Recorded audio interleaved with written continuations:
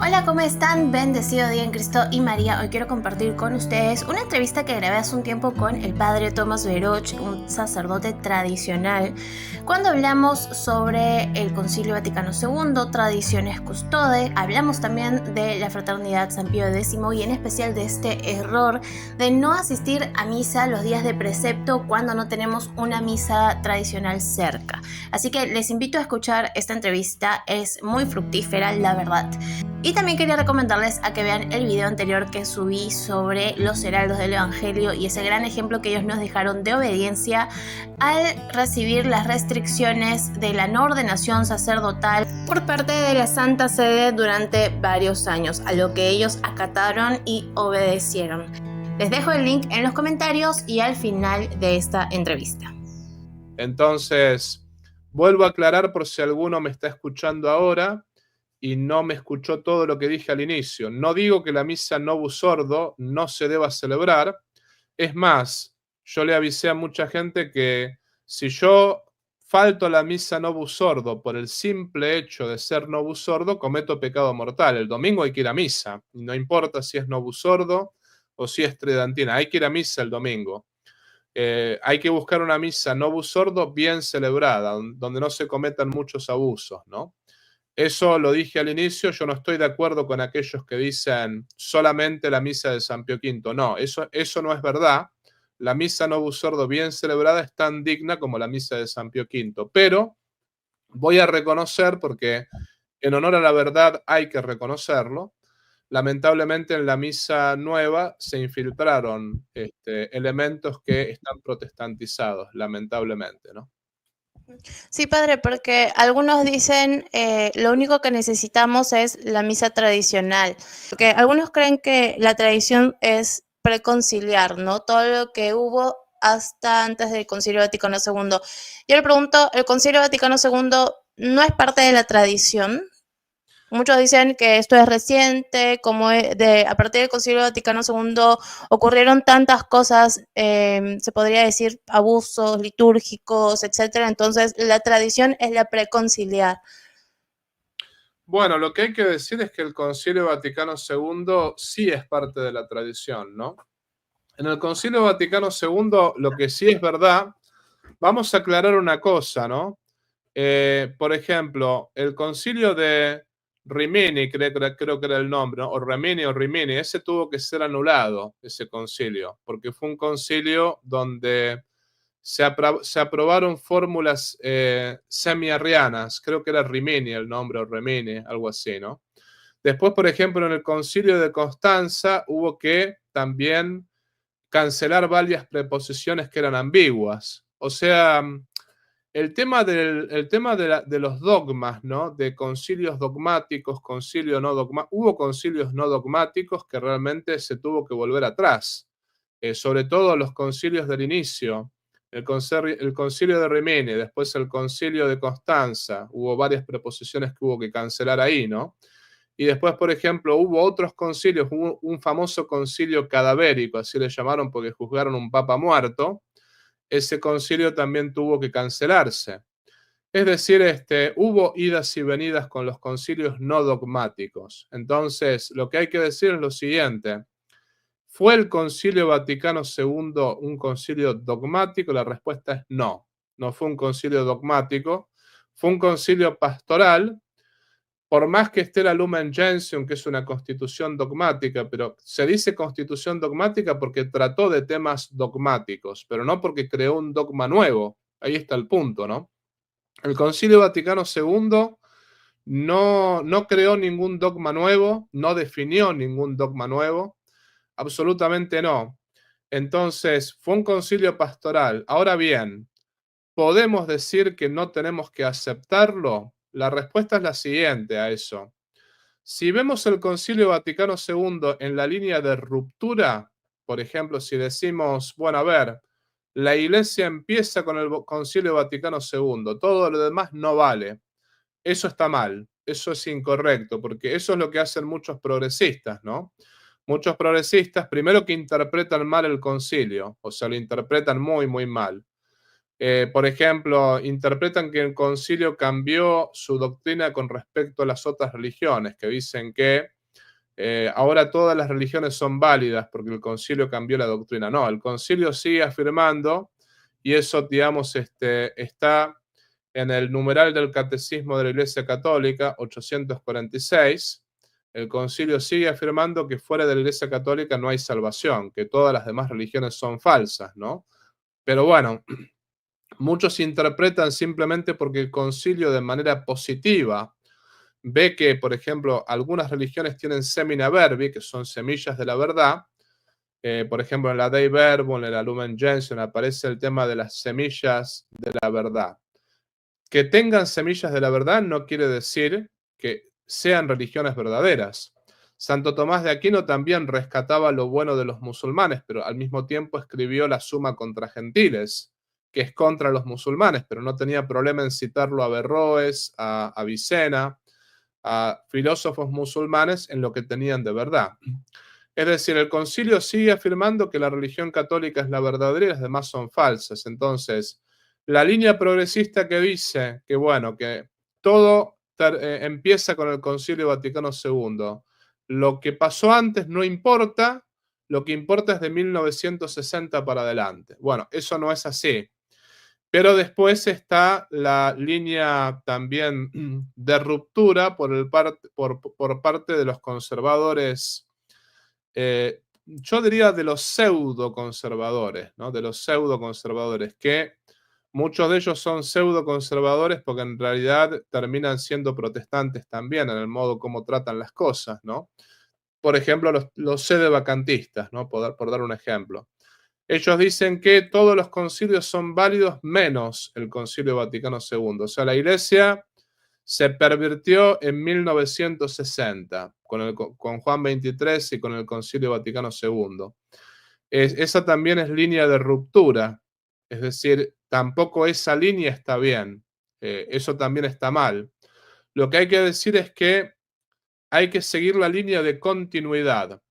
La Iglesia no empieza con el Concilio Vaticano II, no empieza en 1960, empieza en el año 0, pero tampoco la Iglesia termina, digamos, con el Concilio Vaticano II. Es decir, no es que hasta 1960 tenemos que admitir todo y después lo que dijo el concilio, no.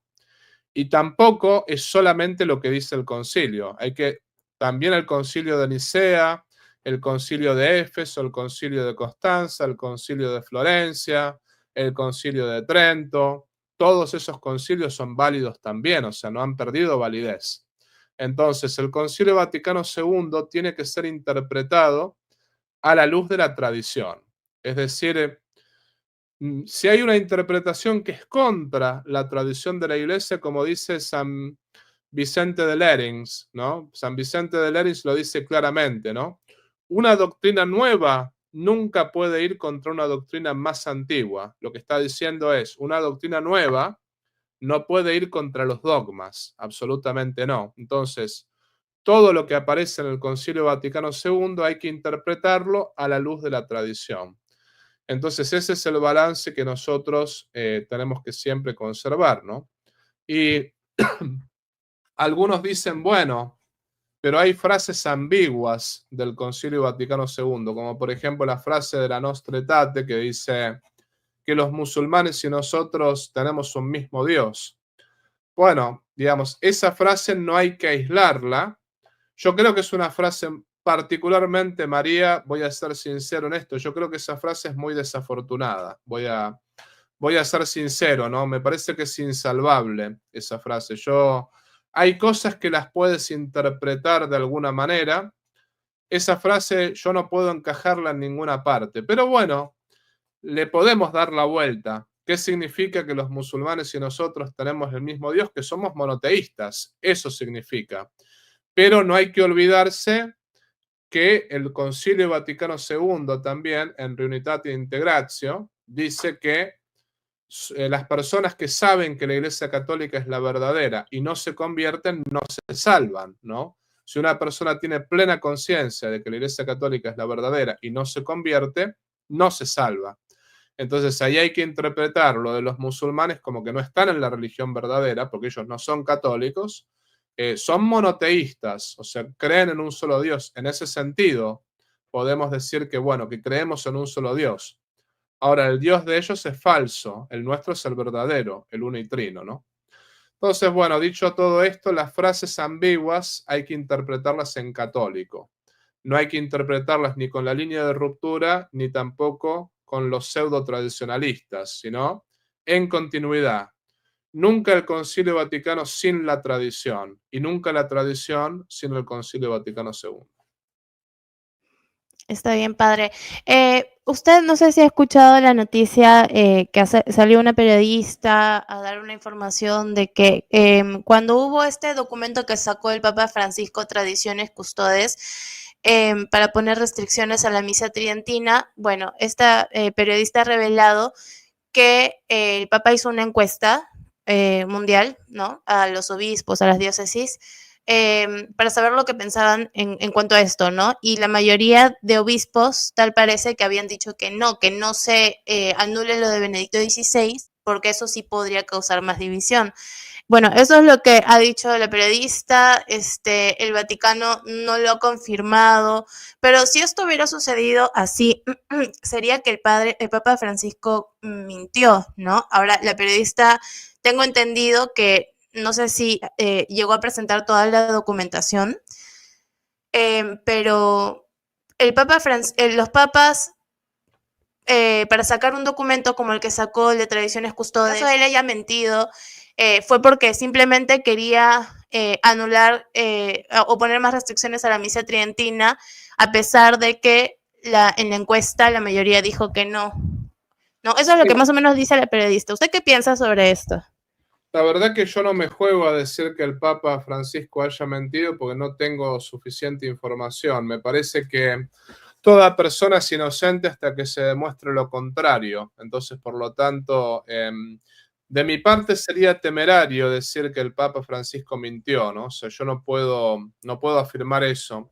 Lo que sí puedo afirmar es que dos cosas. No es la primera vez que un papa consulta a todos los obispos del mundo y, sin embargo, toma una decisión muy distinta a lo que los obispos le dicen. Por ejemplo, lo mismo sucedió con la comunión en la mano. El Papa Pablo VI le consultó al episcopado mundial si autorizar la comunión en la mano o no. Y el episcopado mundial le dijo que no lo haga. Eso fue en 1969, que no autorice porque lo que sucedía era que las conferencias episcopales de Alemania y de Holanda estaban dando la comunión en la mano y estaban cometiendo sacrilegio. Entonces lo que le dijo el episcopado mundial a Pablo VI, le dijo, usted tiene que obligar a los obispos alemanes y holandeses a obedecer, que no den la comunión en la mano, porque si usted lo permite, mucha gente va a perder la fe en la Eucaristía. Bueno, fueron proféticos los obispos en aquel tiempo, ¿no? Sin embargo, pese a que el Papa Pablo VI reconoció, porque el Papa ahí no mintió, en el documento In Memoria Domine, o Memoriale Domine, me parece que se llamaba el documento, yo lo leí hace mucho tiempo, el Papa dice, pese a que el episcopado le había recomendado no, la mayoría de los obispos son contrarios a la práctica de la comunión en la mano, sin embargo, allí donde hubiese costumbre se permite. Y claro, los progresistas se las arreglaron para que haya costumbre sin que la haya, ¿no? Justamente en México el nuncio apostólico fue, el Papa les trae un regalo, les trae la comunión en la mano. ¿Y quién pidió ese regalo? No lo había pedido nadie, o sea, lo introdujo él nomás, ¿no? Bueno, en fin. Pero la cosa está que mientras todo el episcopado le recomendó no dar la comunión en la mano, bueno, digamos que el Papa Pablo VI, por algún motivo, dicen que ya estaba cansado por todas las críticas a la Humane Vitae, porque la Humane Vitae ya estaba demasiado cansado y demasiado golpeado por todas las críticas a la Humane Vitae, bueno, como que no quería tener más dolores de cabeza, entonces directamente admitió la comunión en la mano. Honestamente, el tiempo le dio la razón a los obispos, ¿no? Porque acá en Estados Unidos está el 72% de los católicos estadounidenses no creen en la presencia real. de Jesucristo en la Eucaristía, que es un número altísimo, ¿no?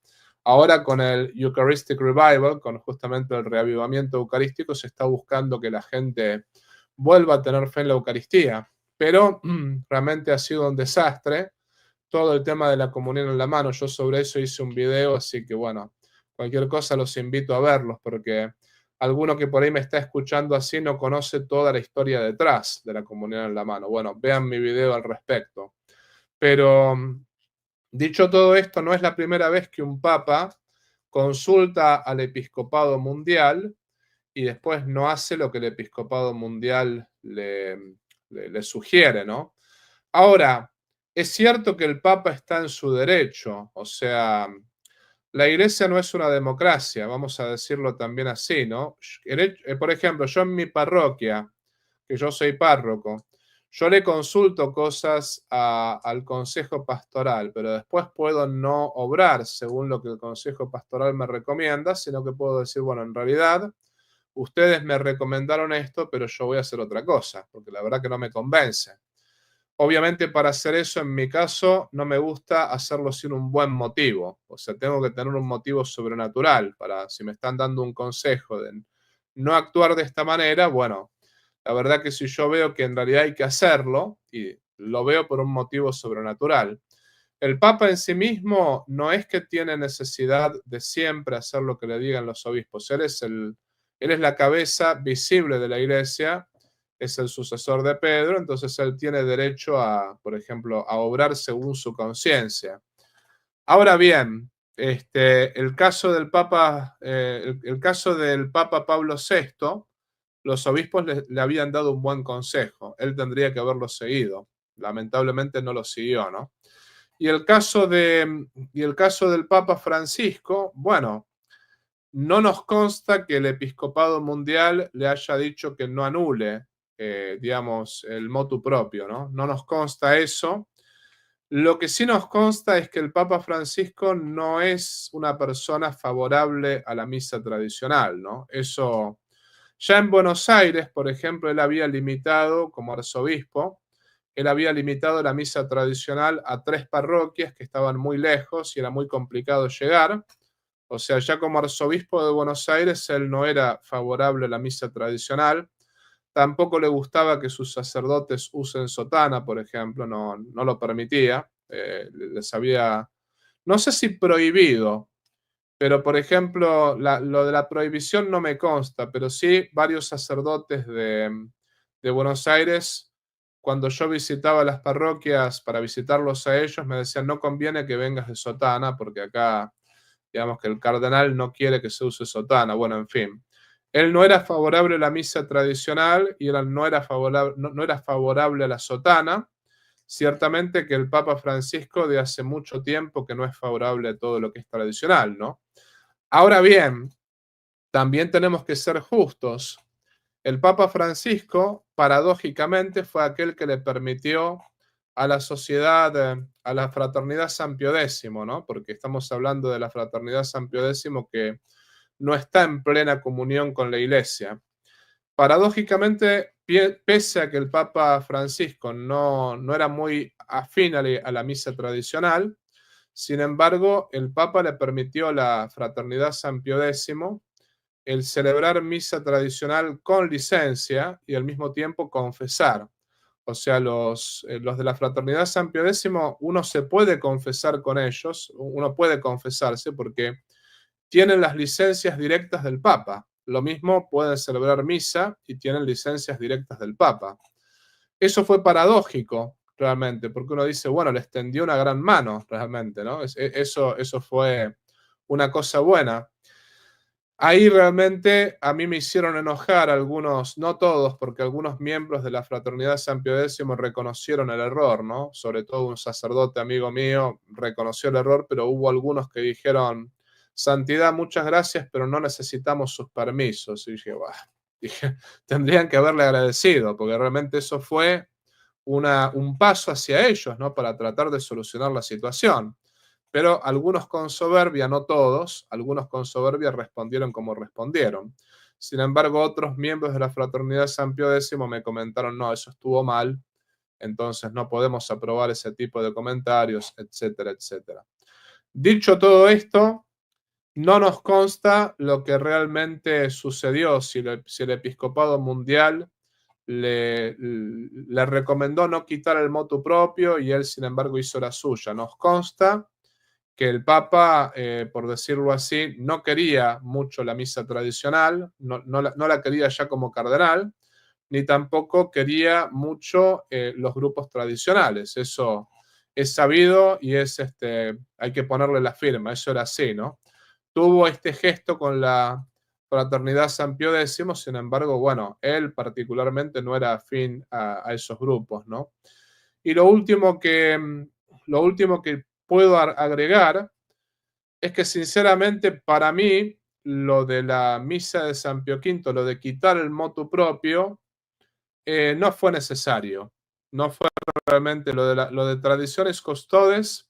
Yo obedezco a tradiciones custodes. Aclaro que yo desde que salió ese documento no estoy celebrando la misa de San Pío V. Las veces que lo he hecho fue con permiso de mi obispo. Yo obedezco a tradiciones custodes, ¿no? Por ese lado. Pero realmente la división vino después de tradiciones custodes. O sea, antes, yo me acuerdo que mucha gente tradicional iba a misa tridentina a las parroquias. Eso era lo que sucedía. Iba a misa de San Pío V a las parroquias y estaban dentro de la jurisdicción de los obispos. Desde que se limitó, muchas de esas personas están yendo a la Fraternidad San Pío X. O sea, las comunidades de la Fraternidad San Pío X ganaron adeptos, ganaron fieles, ¿no? Y esa gente que antes la teníamos en las parroquias, ahora se ha ido con la Fraternidad San Pío X. No todos, pero muchos, por ejemplo, buscan la Fraternidad San Pedro, buscan Cristo Rey. Es como que de alguna manera esas personas buscan la misa de San Pío V por donde la puedan encontrar. Entonces yo creo que estaba mucho mejor antes, porque antes, al menos yo he visto la convivencia pacífica entre el Novus Ordo y la misa de San Pío V. Yo veía que esa gente no tenía ningún problema. Cuando tenía que ir al Novus Ordo, iba al Novus Ordo. Cuando tenía que ir a la misa de San Pío V, iba a la misa de San Pío V. Pero no se planteaban todos estos dilemas. Desde tradiciones custodes lo que ha sucedido es que, bueno, que muchas de esas personas realmente se han ido a la Fraternidad San Pío X. Para mí, voy a ser sincero, con todo respeto, lo digo con todo respeto al Papa Francisco y estoy dispuesto a corregirme si me estoy equivocando, pero es mi percepción. No es un documento dogmático, tradiciones custodes, entonces puedo dar una opinión libre en ese sentido. Para mí fue un error. Yo creo que realmente no tendría que haberse quitado el motu propio y bueno, ojalá que algún día el motu propio vuelva, porque de esa manera quitamos la excusa a estas personas de irse a la Fraternidad San Pío X o irse a la San Pedro o irse. Podemos conservar a esta gente tradicional en nuestras parroquias y podemos servirlos como los tendríamos que servir, ¿no? Y dicho sea de paso, María, con el motu propio los sacerdotes no estábamos obligados a aprender la misa de San Pío V. O sea, quien la quería aprender la aprendía, quien no, no. Pero no todos los párrocos, o sea, así como no estoy obligado a celebrar la misa neocatecumenal, ¿no? Yo sinceramente no la voy a celebrar la misa neocatecumenal jamás. Bueno, si un sacerdote no quería celebrar la misa de San Pío V, no la celebraba, no, ninguno estaba obligado. Pero eso le daba la posibilidad a los sacerdotes de poder atender a la gente tradicional y de poder aprender la misa de San Pío V. Y de esa manera muchos sacerdotes lo hicieron y muchos sacerdotes atendieron a la gente tradicional. Entonces yo creo que tendría que volver el motu propio de Benedicto XVI. Es mi humilde opinión, lo digo con riesgo de estar equivocado, pero es mi humilde opinión, ¿no? Sí, padre, yo me acuerdo que antes de Tradiciones Custodes, cerca de mi casa tenía misa tradicional los domingos a cierta hora, ¿no? Después de eso se quitó, entonces sí, creo que también, como usted dice, creo que de ahí se aumentó más la división entre estos, entre la gente, más que nada, ¿no? Con respecto a esta postura de la iglesia. Y de hecho, no sé si, creo que sí, ya le he comentado antes, yo empecé a ir a la Fraternidad San Pío X, Y sí, las misas obviamente muy bonitas, todo con mucha devoción y me gusta, porque a mí realmente, yo como opinión personal también y como seglar, sería ideal que se puedan anular tradiciones custodes, ¿no? También yo abogo más por lo tradicional, pero yo sí dejé de ir a la fraternidad San Pío X, porque el mismo sacerdote, cuando hablé con él, puso en duda la presencia de Cristo en las misas nuevo sordo. Y eso no me gustó porque de hecho algunas personas ahí habían dejado de ir, como esa misa de San Pío X solamente había 2 o 3 veces al mes en la misma semana, o sea, no era todos los domingos. Entonces, porque él venía de Argentina, ¿no? A celebrar. Entonces, no toda la gente iba a misa todos los domingos. ¿Y por qué? Porque para, para los que iban más a la fraternidad San Pío X, no todos, pero bastantes, varios de ellos, habían dejado de asistir a misa los domingos. Entonces, y veo que es un error dentro de la misma fraternidad de poner en duda la presencia de Cristo en las misas nuevo sordo. Yo lo veo grave, porque también las personas aman la tradición, excelente, pero, o sea, ponen creo que la tradición por encima del mismo rito, ¿no? Entonces creo que eso es un error. No es tradicional el no obedecer al Papa, hay que decirlo así, ¿no? Yo estoy de acuerdo con que no hay que obedecer en el error. En el error no se le obedece a nadie, obviamente. Pero es un grave error, que dice acá, muchos católicos dicen eso. Ah, claro, sí, sí, sí. Es un grave error por ese lado, y esto me parece que hay que decirlo, es un grave error el creer que en realidad el Papa se equivoca en todo, porque lo que sucede no con todos los fieles de la fraternidad San Pío X, pero lo que sucede con muchos de esos fieles es que como ellos descubrieron algunos errores del Papa en el Concilio Vaticano II, entonces por lo tanto piensan que ellos están por encima del magisterio, entonces tienen que poner en duda absolutamente todo lo que el Papa diga. Eso ciertamente que no todos los fieles de quiero aclararlo, ¿no? No todos los fieles de la fraternidad San Pío X piensan así, hay algunos que, por ejemplo, no piensan como lo que estoy mencionando, pero hay otros que piensan que directamente, bueno, el Papa se equivoca el 90% de las veces y ellos tienen que andar mirando con lupa todo lo que el Papa dice, ¿no? Eso ciertamente que es erróneo. Y después lo que te puedo decir, María, no todos los fieles de la fraternidad San Pío X son así, pero es una tendencia muy, muy común. Yo conocía a un acólito de la fraternidad San Pío X, acólito, ¿no? Acolitaba en todas las misas de la fraternidad San Pío X. Después llegaba a su casa y le pegaba una paliza a su esposa y abusaba de sus hijos. Y uno dice, bueno, ¿de qué te sirvió tanta misa de San Pío V si después le pegas a tu esposa y abusas de tus hijos, ¿no? Y lo otro que te tengo que decir, por otra parte, es que con esa actitud, con la actitud, no vayan a misa novus sordo porque no hay consagración, no hay... A ver, entonces no hubo consagración en la misa de Jesucristo, que la misa no la celebró en latín al inicio, ¿no? Sino que la celebró en arameo. O sea, a ver, realmente yo estoy de acuerdo con que el idioma oficial de la iglesia es el latín, pero si las palabras de consagración se dicen tal cual se dijeron en estos 2000 años, hay consagración. Y después lo que te quiero aclarar, María, es que tampoco nos ayudan a nosotros los sacerdotes que tenemos fe, ¿no? Yo soy un gran pecador, pero sin embargo creo que tengo fe y creo que conozco a muchos padres que tienen fe. Por ejemplo, si ellos le piden a la gente que no vaya a misa, ¿cómo hago yo para evangelizar a la gente, por ejemplo? Que soy párroco, ¿no? ¿Cómo hago para buscar que la gente salve sus almas, para buscar que la gente se confiese, para buscar que la gente vaya a misa y rece el rosario, para que se casen por iglesia? Yo, por ejemplo, en las parroquias donde estuve, casé a más de 50 matrimonios, la mayoría viviendo en unión libre. Gracias a Dios, soy un vil pecador, pero Dios me utilizó como instrumento, ¿no? No hubiese podido llegar a esa gente si esa gente hubiese escuchado a los de la fraternidad San Pío X que dicen que no vayan a misa novus sordo. O sea, ¿cómo hago? Y por ejemplo, la gente que viene a la iglesia donde estoy yo, al inicio el 40% comulgaba en la boca y el 60% comulgaba en la mano. Ahora el 90% está comulgando en la boca. Bueno, ¿cómo hubiese hecho yo para educar a esa gente si realmente esa gente no venía el domingo a misa? Entonces, con ese concepto de que no hay que ir a misa el domingo porque es novus sordo, hacen mucho daño.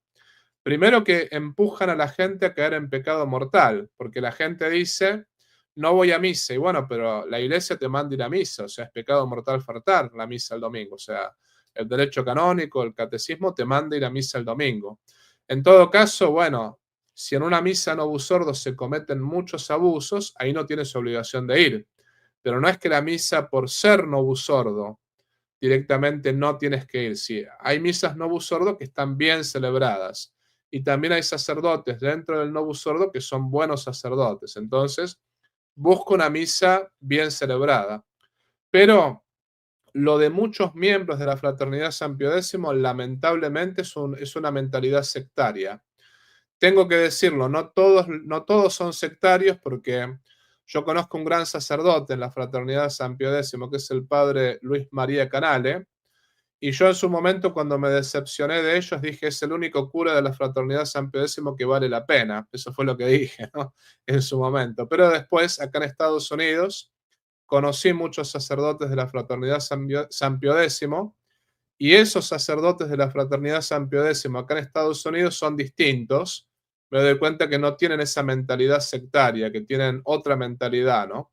Entonces, no vamos a ser injustos, no todos son así, no todos los de la Fraternidad San Pío X son sectarios, pero muchos de ellos, sobre todo entre los laicos, tienen mentalidad sectaria. Y lo peor de todo es que, además de tener mentalidad sectaria, después, por otra parte, no son una iglesia dentro de otra iglesia. En realidad no ayudan a que los sacerdotes salvemos almas, sino que lo que ellos buscan es, bueno, las almas quedan con nosotros. Si nosotros no los salvamos, no los salva nadie. A ver, muchachos, lo que yo digo, el Salvador es solamente Jesucristo. O sea, esa posición ya fue tomada. Ustedes no son los salvadores de la iglesia. El Salvador es Jesucristo. Y ustedes deberían, en ese sentido, saber que la iglesia es mucho más grande de lo que son ustedes. Tienen que realmente darse cuenta que, haciendo lo que hacen, no solamente que hacen daño y que empujan a la gente a vivir en pecado mortal, sino que no nos ayudan a los sacerdotes que tenemos fe a evangelizar. Entonces, esa mentalidad es totalmente incorrecta, ¿no?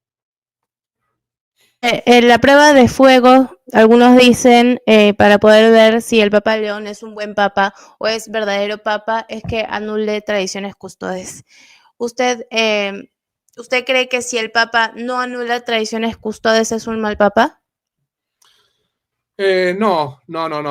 Yo pienso que si el Papa no anula tradiciones custodes, que eso no lo hace un mal Papa, ¿no? No lo hace un mal Papa. Quizás no lo haga un Papa, digamos, tradicionalista, si uno quiere, ¿no? Pero bueno, no, más bien dicho, yo espero, y lo espero con todo mi corazón, que anule tradiciones custodes. Sí, ciertamente me encantaría. Pero si no lo hace, Dios sabrá por qué. Yo creo que en realidad no tenemos que calificarlo al Papa de mal Papa por no anular tradiciones custodes. Yo espero que lo haga. O sea, mi deseo es que lo haga. Pero a mí me parece más importante que eso, que realmente termine con las ambigüedades, ¿no? Que sus políticas sean católicas y que sean claras, ¿no? Que realmente se vuelva a lo que sería la verdadera doctrina católica, porque, ojo, acá me parece que también es justo decirlo, el Papa Francisco, algunos podrán estar en desacuerdo, otros de acuerdo, no sé. Yo no me voy acá a pronunciar sobre su bondad o sobre su maldad. Si es un buen papa o un mal papa, no, prefiero no decirlo. Pero digamos que ninguna persona es totalmente mala en todo. Ninguna persona es 100% mala. Aún el demonio, lo voy a decir así, ¿no? El demonio está en el infierno, por ejemplo. Y también hay gente que está condenada en el infierno. Pero aún las personas que están en el infierno tienen algo de bueno, que es el ser. El ser es participado de parte de Dios, ¿no? Entonces están condenados, están en el infierno por ser gente mala, pero tienen el ser, que es algo bueno. Bueno, no todo lo que ha hecho el Papa Francisco ha sido malo, eso es lo que hay que decir, ¿no?